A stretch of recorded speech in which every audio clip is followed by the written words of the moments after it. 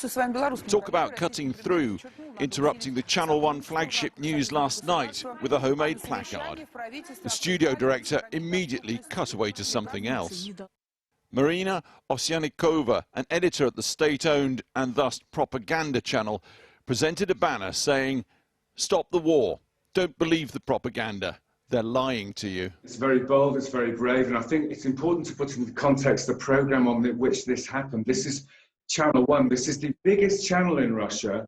In fact, broadcast, right across, not just right across the Russian Federation, but across the whole of the former Soviet Union, in effect, the inherited broadcast network from the USSR. Knowing she'd be arrested immediately, she prepared a video statement beforehand and prepped right down to that Ukrainian-Russian-themed necklace. То, что сейчас происходит на Украине, это преступление. И Россия страна-агрессор. И ответственность за эту агрессию лежит на совести только одного человека. И этот человек Владимир Путин. Мой отец украинец, моя мать русская. И они никогда не были врагами. К сожалению, последние годы я работала на Первом канале, занимаясь кремлевской пропагандой. И мне сейчас очень стыдно за это. Мы, русские люди, думающие и умные. Только в наших силах остановить все это безумие. Выходите на митинги, ничего не бойтесь. Они не могут пересажать нас всех. As normal in Russia, her lawyer then began more than 12 hours searching until she was located and duly delivered into court today. Under a deliberately vague law passed 11 days ago, you now face up to 15 years in prison in Russia for calling the war the war. Indeed, you can be arrested for just holding up a blank sheet of paper. Tellingly, the Kremlin today dismissed her protest as mere hooliganism. She was charged for a lesser offence and given a small fine. She said she'd been denied a lawyer in police custody and will say more tomorrow. Perhaps the Kremlin doesn't want a martyr, but she could be arrested for other offences down the line. I made this decision by myself because I don't like Russia start this invasion, and it was really terrible. And those anti-war protests continue.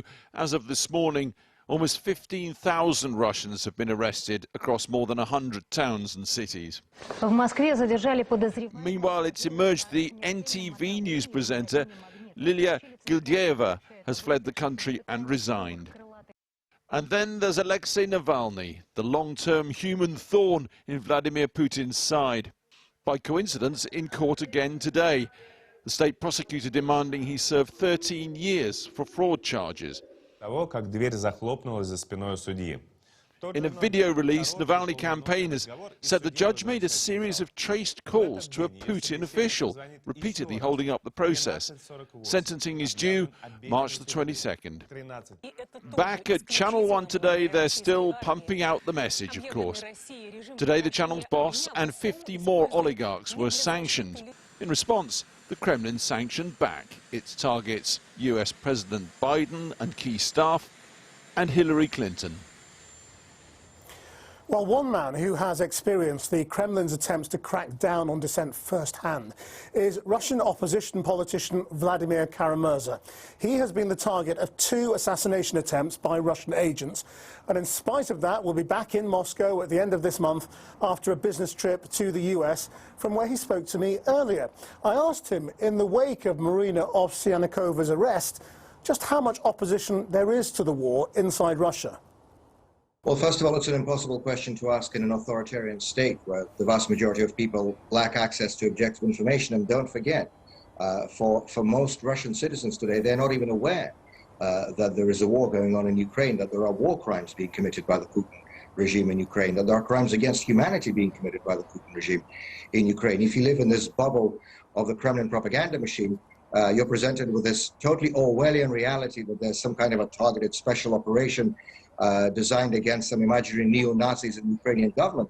And perhaps even more importantly, don't forget that demonstrating against this war in Russia can get you up to 15 years in prison. This is the latest law that was signed by Putin earlier this month that criminalizes not just speaking out against the war, but even saying that there is one.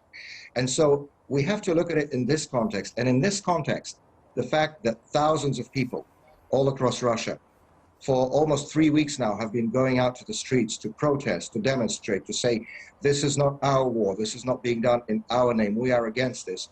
This is frankly remarkable. And according to the latest count by human rights groups, more than 15,000 arrests were made throughout Russia, beginning on the 24th of February and to this day.